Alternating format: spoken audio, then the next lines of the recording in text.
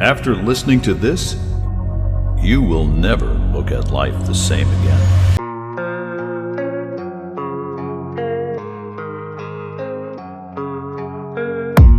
I don't really know what comes next. I'm just doing my best, even though I'm so stressed out. Everything just feels like a test that I fail, so depressed when I can't seem to get out. But something deep inside won't let me quit. I swear that I'm inspired by all this shit.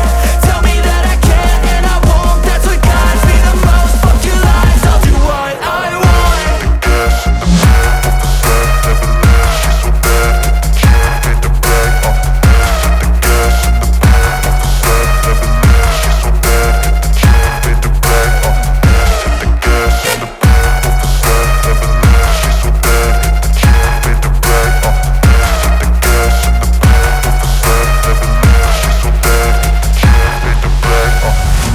Inspired by thirst, I'm inspired by worth. I desire your worst, so you can just hide while I work.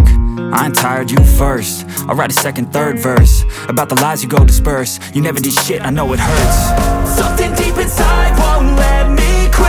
I swear that I'm inspired by all this shit.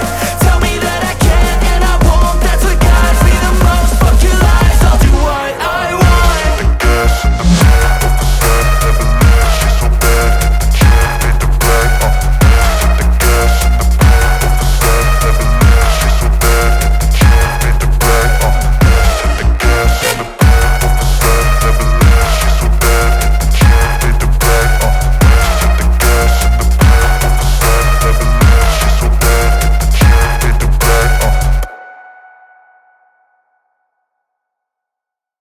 Go home. Perfection is an idolization. It's something that is approached but never reached. Whatever your conception of perfect is in your pretty little head, it is in itself an imperfect concept. There is no perfect. There is only what you wish in your head. We don't get to decide what perfection is. We don't know. All we can know is what is better or worse than what is now. And even then, we're often wrong. When we let go of our concept of what is perfect and what should be, we relieve ourselves of the stress and frustration of living up to some arbitrary standard. And usually this standard isn't even ours. It's a standard we adopted from other people. Accepting imperfection is hard because it forces us to accept that we have to live with things we don't like. Number 2, you must take responsibility for your problems. Blaming the world for our problems is the easy way out. It's tempting and it can even be satisfying. We're the victims and we get to be all emo and indignant at all the terrible injustices that have just been inflicted upon us. We wallow in our imagined victimhood so as to make ourselves feel unique and special in ways we never get to feel unique and special anywhere else. But our problems are not unique, and in ourselves, we are not all that special. The beauty of accepting the imperfection of your own knowledge is that you can no longer be certain that you're not to blame for your own problems. Are you really late because of traffic? Or could you have left earlier? Is it really the incompetence of your manager that lost you your promotion? Or was there something more you could have done? The truth is usually somewhere around both, although it varies from situation to situation.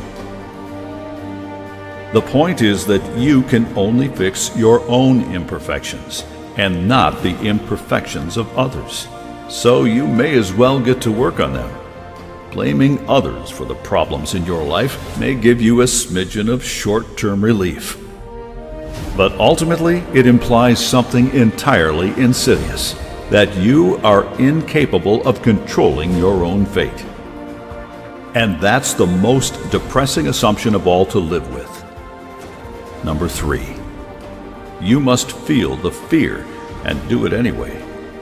Bravery is not the absence of fear. Bravery is feeling the fear, the doubt, the insecurity, and deciding that something else is more important. If we identify with our moment-to-moment emotional states and sensitivities, our happiness will surge and crash like a deregulated Wall Street derivatives orgy. For those of you who don't know anything about Wall Street, that's really bad. We want sturdy, resilient happiness, not derivatives orgies.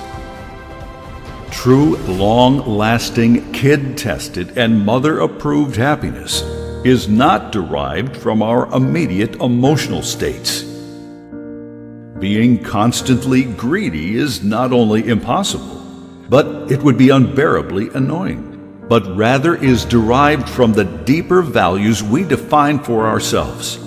Our ultimate life satisfaction is not defined by what we do and what happens to us, but why we do what we do and why it happens to us. Number 4. You must find a deeper purpose to your actions. A better way of saying this is you must choose what is motivating you.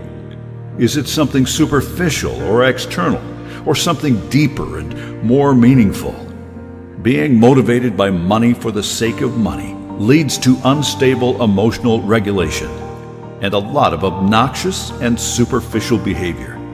Being motivated by money so that one can provide a good life for their family and children is a much sturdier foundation to work with. That deeper purpose will motivate one through the stress and fear and inevitable complications that a more superficial motivation would not. Being motivated by the approval of others leads to needy and unattractive behavior. Being motivated by the approval of others because you're an artist and you would want to construct art that moves and inspires people in new and powerful ways is far more sustainable and noble. You'll be able to work through disapproval, embarrassments, and the occasional disaster. How does one find their deeper purpose? Well, it's not easy. But then again, robust and resilient lifelong happiness isn't easy either. But here's a hint. It has something to do with growth and contribution. Growth means finding a way to make yourself a better person. Contribution means finding a way to make other people better. Look for ways that can integrate those into your motivations.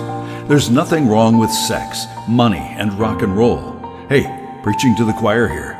But the sex needs to be motivated by something deeper than sex. The money needs to be motivated by a value more sustainable than simply money. And the rock and roll needs to just rock. Find a way to slide growth and/or contribution under them, and bam, you get the best of both worlds. Number 5. You must be willing to fail and be embarrassed.